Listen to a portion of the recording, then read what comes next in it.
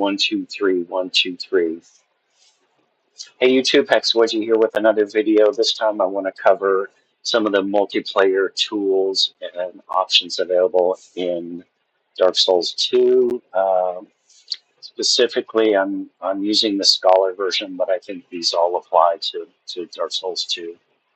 So I started out by making a chart of all of the multiplayer tools, and then did this spreadsheet showing the rules of each tool, who can use them, how they're used, what levels you have to be to use them. So I'll include a link and I'll explain all of this information as we go along. But to start, I want to start out with the small white sign soapstone. This is probably the first one you're going to get and the easiest one to use. So you get this in Cardinal Tower, just above the bonfire where the broken floor is. You just go up the steps and then go over to through the door, break down the first door, through the second door to the metal chest, and it's inside that chest. And you'll see what that sign looks like. It's a very small sign when you place it on the ground. The second one you'll probably get is the white sign soapstone. And this one is just outside in the courtyard where you'll find Pate or Patches, and you have to go into his trap and then get out of the trap and then go talk to him, and he'll give you the white sign soapstone. And it places a little bigger sign, and it has different rules for its use, and we'll talk about that in a little bit. So just talk to him after you get through his trap. The next thing I want to talk about is red sign soapstone. It's a little bit harder to get. So first of all, you have to get into, first you got to get a token of spite. And to get that, you have to drop down in the gutter down to where the scaffolding and ladders are on the way to the gutter. And then at the very bottom of that scaffolding, you'll find a wooden chest. And inside the chest is a token of spite. And you have to take that token to Tichy.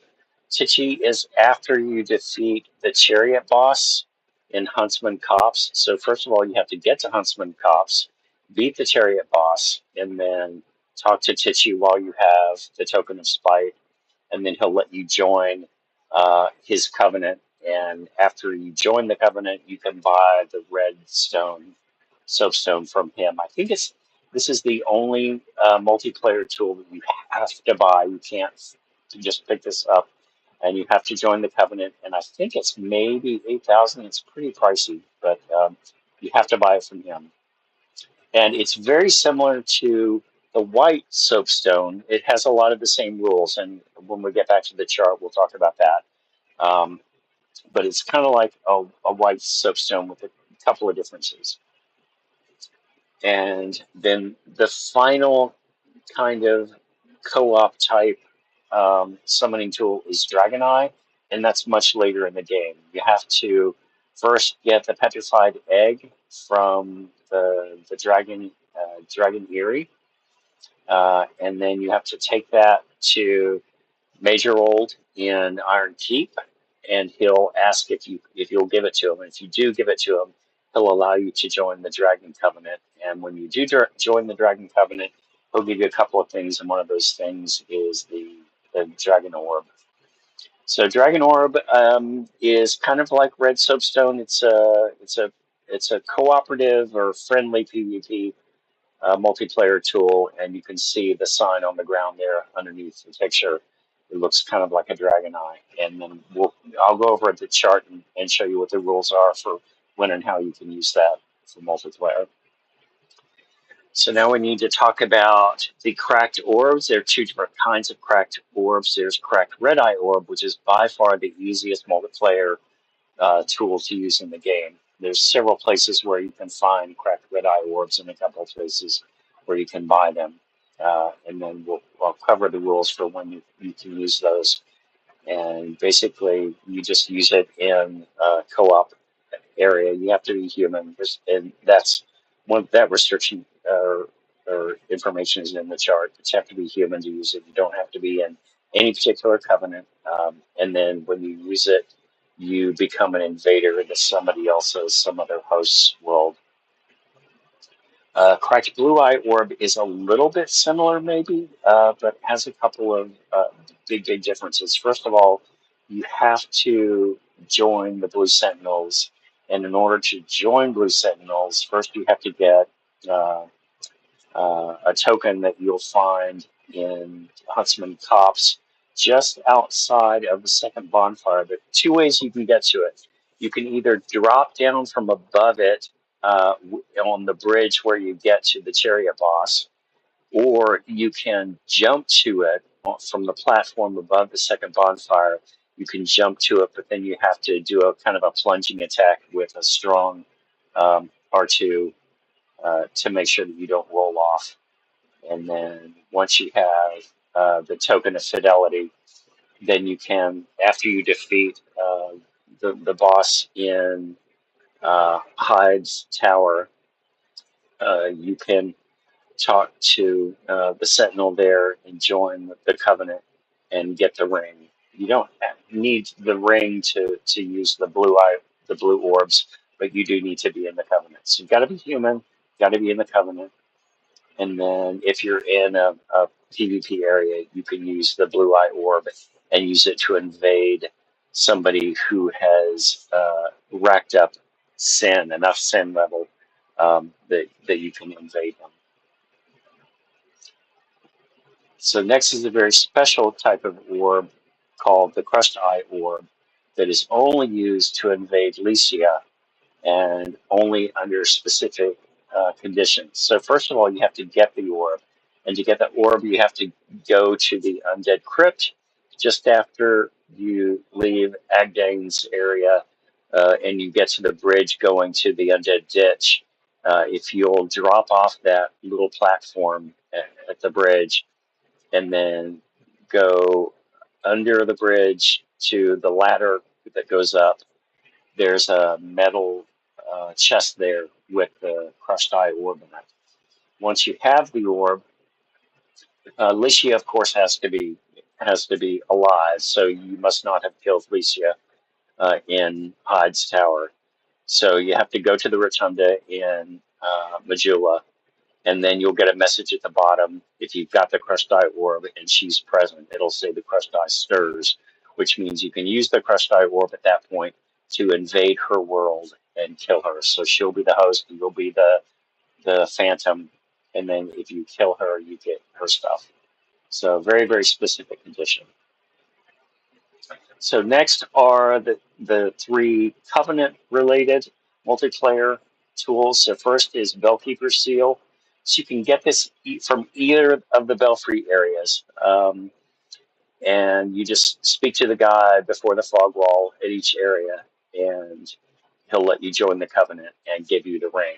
So you have to be in the Covenant and wear the ring, and then when you're in this area, if there are other players in that area that are within summoning range, and we'll talk about that in a minute, then you'll be called to invade their world to try to kill them. The Crest of the Rat is a little bit different. So first of all, you have to join the Covenant and get the ring. And there are two different places you can speak to the Covenant Rat. One is right after the Rat boss in the Grave of Saints, and the other is right after the second boss in Doors of Pharos. So you have to beat one of those two bosses to get to the Covenant Rat to talk to him to join the Covenant. And once you join the Covenant, you wear the ring while you're in either of those two areas, either Grave of Saints or in Doors of Pharos. And then if anybody goes into those areas within the soul memory tier ranges of these tools, they'll be summoned into your world. So they'll become the Phantom, which means that all the enemies in your world, like the rats and things, which are friendly to you if you're in the Covenant, then they'll be attacking the person that is drawn into your world using these tools.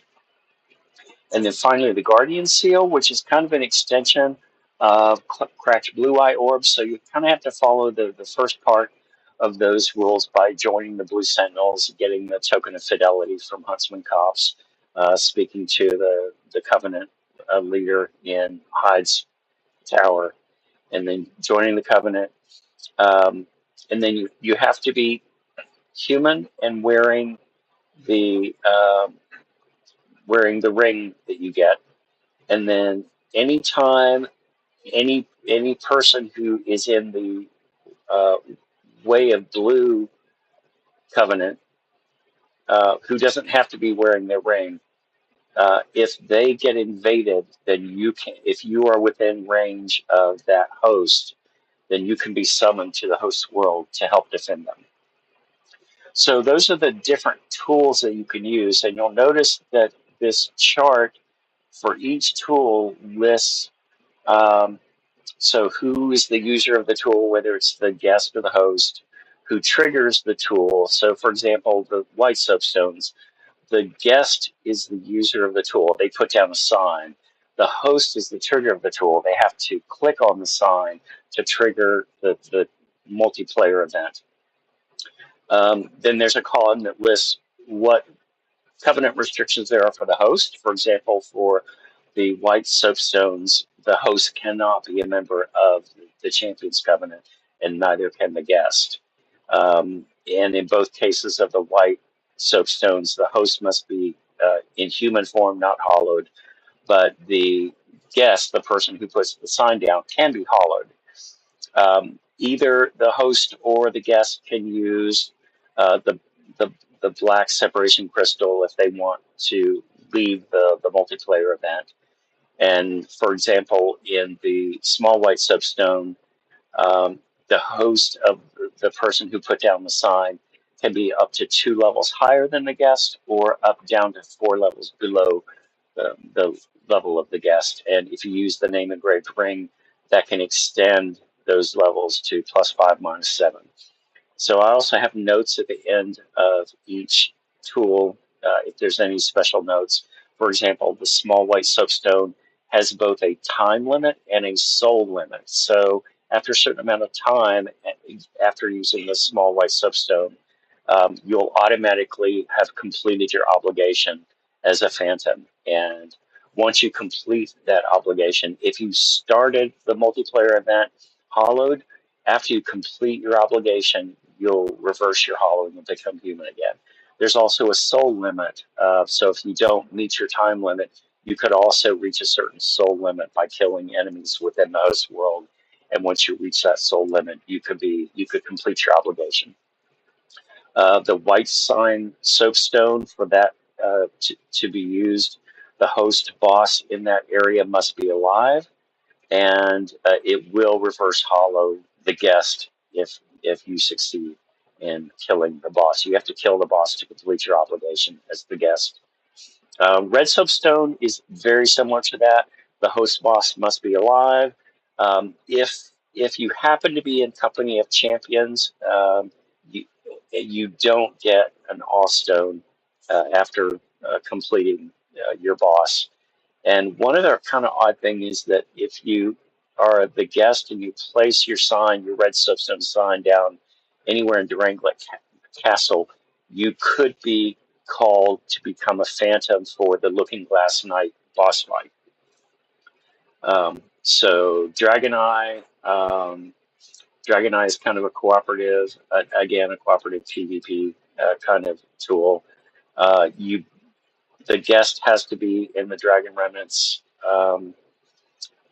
Covenant, but the host doesn't have to be. Neither the host nor the guest needs to be human to use it. Either one of them can choose to leave the multiplayer event using the black separation crystal, and then the ranges are +5, -5. And the name ring can be used to help you match with somebody, but it doesn't extend the tier range. The other thing about the Dragon Eye PvP is that no other phantoms can be present, so this is strictly 1v1 multiplayer event. Cracked red eye orb, that's probably the least restrictive. It doesn't matter what covenant the host or the guest are in. The guest has to be human. The guest that is the person who's doing the invading using the tool, they can choose after they invade to use the black separation crystal to leave the multiplayer event if they want to. And there for invading with cracked red orbs, the guest can invade hosts who are up to 4 levels higher than they are, but the host cannot be any lower level. And the red eye orb, a multiplayer event, is an area spawn, which means that once you use the orb, if anybody is matched with you and you do invade, you could end up at any place in the host's area. The host and you have to be in the same kind of general area, but you don't know specifically where you're going to spawn in. So you kind of have to find the host once you spawn in. Cracked blue eye orb is kind of similar to that. It is an area spawn again, and once again, the host has to have a level of sin to be called in, and again has to match the same tier levels. Bellkeeper's seal, anything special there? No, that's pretty self-explanatory. Crest of the rat. Okay, and then Guardian Seal, which we just talked about. So the one important concept with all of these tools is that the host and the guest have to be within a certain span of soul memory tiers. So the soul memory, if you look at your player stats, soul memory is in the top right corner. That's the total accumulation of souls that you consumed. If you picked up a soul item but haven't used it, that doesn't impact your soul memory until you actually consume it. So the top right number is the souls that you've actually consumed, which is enemies that you killed and souls that you've consumed. So in this case, I'm 1.05 million soul memory. So if we look at the chart here, this is our tiers. So 1.05 soul memory. Oops. Okay, here we go. That puts me in soul memory tier 25. So looking at the small white soapstone, if I am the guest of that tool, if I'm the person laying down a sign, then a host who is up to 2 tiers higher than I am or down to 4 tiers below I am can see my sign and summon me for help. So you see that there's a total of 7 tiers here, and I, as the guest at 25, can co-op with a host who's anywhere from 21 to 27. If you turn that around, if I'm the host and I'm trying to co-op with a friend and he's going to be the guest, then as a host at Soul Memory tier 25, my friend can be anywhere from tier 23 to 29 because he's the one who's really looking at the co-op tier range of the tool that he's placing. So he's going to put down his sign, which means he can be summoned by a host who is up to 2 tiers higher or down to 4 tiers lower. So if I'm the host looking to summon a friend, that friend can be anywhere from 23 to 29.